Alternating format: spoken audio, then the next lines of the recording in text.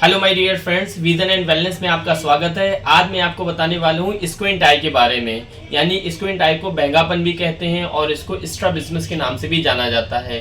ये एक ऐसी स्थिति होती है जब किसी मरीज की आंख में हल्का सा तिरछापन आ जाता है। यानी मरीज की आंख हल्की सी इधर की तरफ चली जाएगी या इधर की तरफ या ऊपर की तरफ या नीचे की तरफ, चारों दिशाओं में किसी भी दिशा में अगर आंख घूम जाती है तो इसे स्क्विंटेड आई या हल्का बहंगापन कहते हैं। अब इसके कई कारण होते हैं और इसके लक्षण भी होते हैं। सबसे पहला लक्षण इसका ये होता है कि दोहरी दृष्टि दिखाई देना, मरीज को हल्का सा डबल चीजें नजर आएंगी।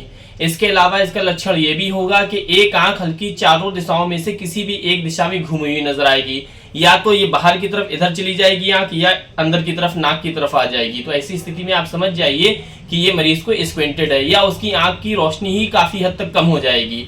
ये कुछ लक्षण होते हैं जिससे मरीज समझ सकता है कि उसकी आंख में स्क्विंट हो गया है।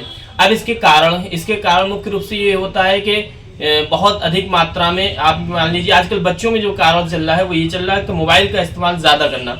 जब बहुत ज्यादा काम करते हैं मोबाइल में तो उनकी आंखें पास हल्की सी आ जाती हैं। एक स्क्विंट का कारण तो ये है प्रेजेंट टाइम का। इसके अलावा जन्मजात भी होता है। अगर किसी के पेरेंट्स को इस तरीके के माता पिता की इस तरीके से किसी को दिक्कत रही है तो फिर वो बच्चों में भी हो सकती है। आनुवांशिक लक्षण भी होते हैं, किसी के पैदाइशी भी ऐसी होती है।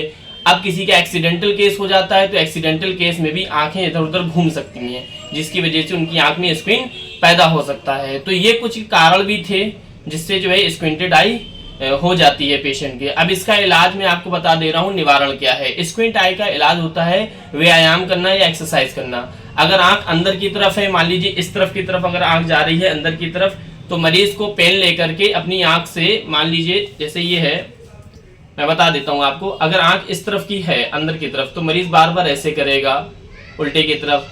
तो इस तरीके से एक्सरसाइज करना होती है। एक्सरसाइज करे और प्रॉपर अपना चश्मा लगाए। जितना ज्यादा चश्मा लगाएगा, प्रिज्मेटिक लेंस का इस्तेमाल करेगा, उतनी ही ज्यादा उसकी आंख इंप्रूव होएगी। और रूटीन चेकअप कराता रहे। थर्ड इज दैट, अगर इससे भी आंख सही नहीं होती तो फिर लास्ट ऑप्शन होता है सर्जरी। मरीज सर्जरी करा ले, ऑपरेशन करा ले, उससे भी आंख काफी हद तक सीधी हो जाती है। तो थैंक यू सो मच दोस्तों। अगर ऐसी बच्चों में दिक्कत हो तो जल्दी से जल्दी उन्हें पहचान लें और ऑप्टोमेट्रिस्ट या ऑप्थेल्मोलॉजिस्ट को आप दिखाएं। जितनी ज्यादा से ज्यादा जल्दी दिखा लेंगे उतनी ज्यादा बेहतर रहेगा। Thank you. अगर ये जानकारी अच्छी लगी हो दोस्तों तो अपने और दोस्तों में शेयर करिए। Thank you so much.